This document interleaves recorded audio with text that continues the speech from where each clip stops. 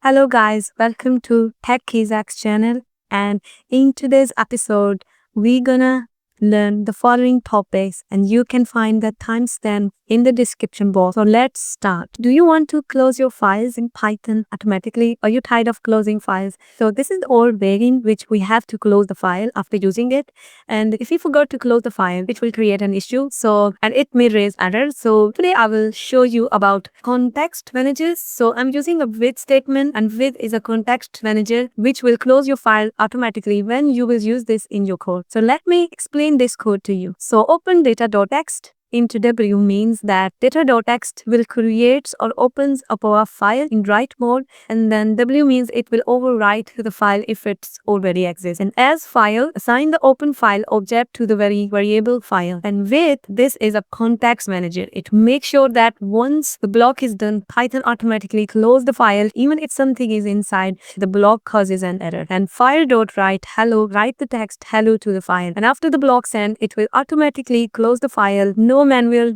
.close needed. Did you know about context managers before? Let me know in the comments and follow for more videos like this. Today, I will show you the use of LAMBDA function in Python. LAMBDA function in Python are useful in situation where you need a short one-line function and don't want to define a full function using define as we use in a regular function. They are often used in places where functions are used temporarily or in high-level operations like map, filter, sorted, or reduce. So here is a regular function. To add two numbers, we would define a function, and to add two numbers and then return the sum of the two numbers. But did you know that in LAMBDA function, you can create a quick function using just lambda, and you can add two numbers, same result with shorter code. And here we use the lambda function to add 5 and 3 and then printed the result 8. Let's run this code and see the result. So it printed the number 8. Regular functions are great for long-term use, but lambda functions are perfect for quick one-line operations. It will make your code easy to read and clean. Do you know about lambda function before? Let me know in the comments and follow for more videos like this. Do you read large files? Don't kill your RAM. Let's use a generator to read big files efficiently. So this function opens the file and yields one line at a time, no full file in the memory. Now we can process millions of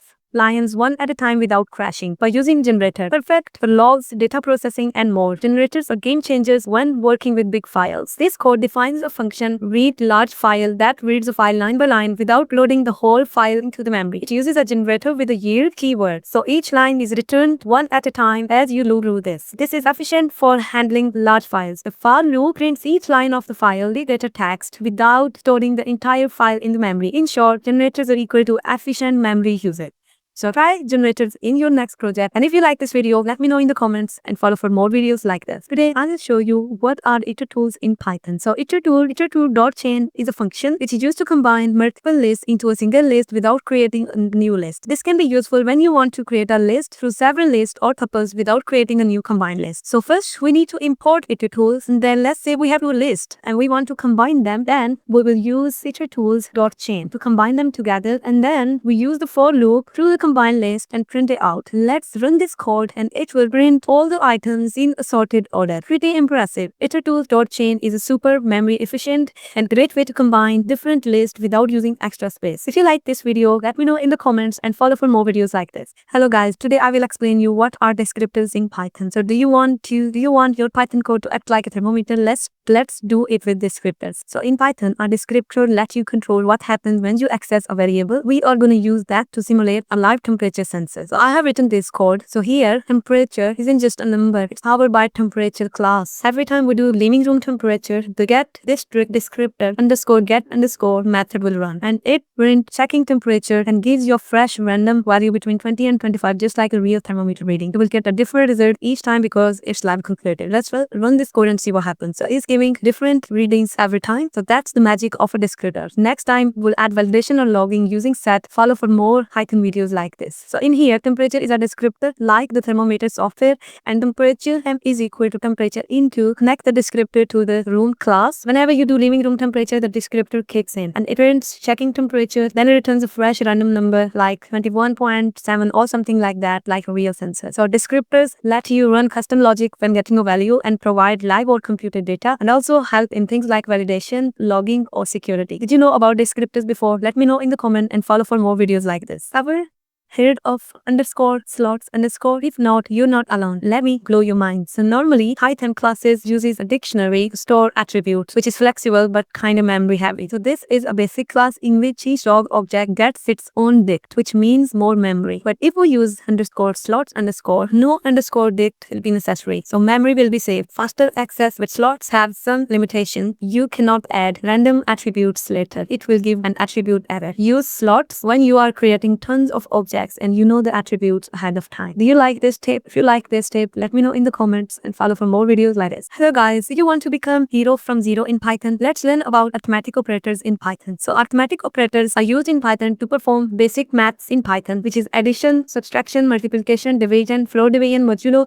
and exponentiation. So I have declared a variable a is equal to 10 and b is equal to 3, and I want to print a plus b. If I run this, it will give me the answer 13. But I want you to know that what I am doing, I want this word to be printed with the result. So that's why I'm adding addition here in double quotes to be printed with the result. So a plus b will be 13 and subtraction a minus b will be 7, and then multiplication will be 30 and division will be 3.33, and then floor division will be 1, floor division will be 3, and modulo will be 1, which is a remainder, and then exponentiation will be 1000. So all of these plus minus star, all of these are arithmetic operators in Python, and they can be used to perform basic mathematical operations in Python. Did you know about arithmetic operators before? Let me know in the comments and follow for more videos like this.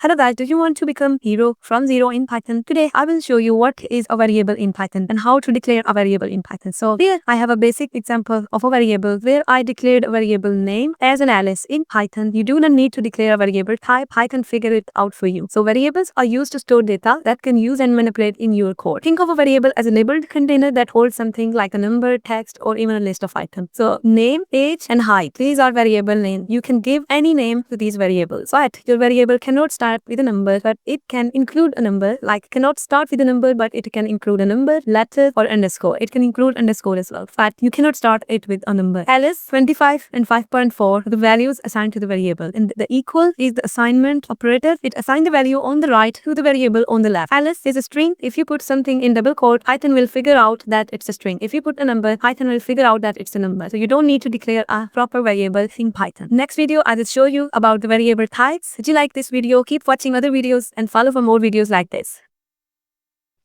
Hello guys, today I will show you types of variable in Python. Although Python figure out by itself the type of the variable, but it's useful to know what are the types of variable we use in Python. So first one is integer. Any number will be an integer, and then any number with a decimal point will be a float, and then string, anything in double quote will be a string. Boolean will be true or false, and list will be a list of things. And tuple is indicated in two small brackets, as lists can be changed but tuples cannot be changed. List stores a collection of items like an array. List can be changed, and tuples stores a collection of items like an array. They are same like list, but they cannot be changed. And dictionary, which will store key value pairs. And set stores unique items unordered. So this means nothing can be repeated in a set, and set stores unique item unordered. Let's run this code and print them. So here we have integer, float, string, boolean, list, tuple, dictionary, and a set all together. Did you know all these type of variables in Python?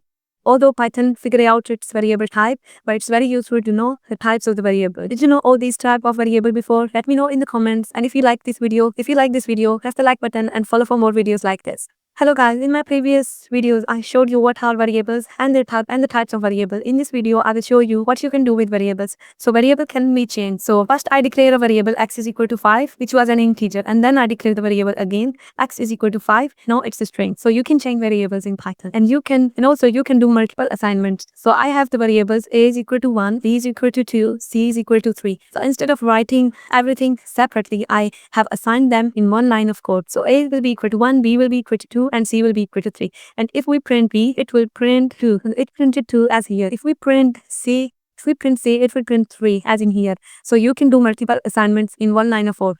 And you can also do this way as well.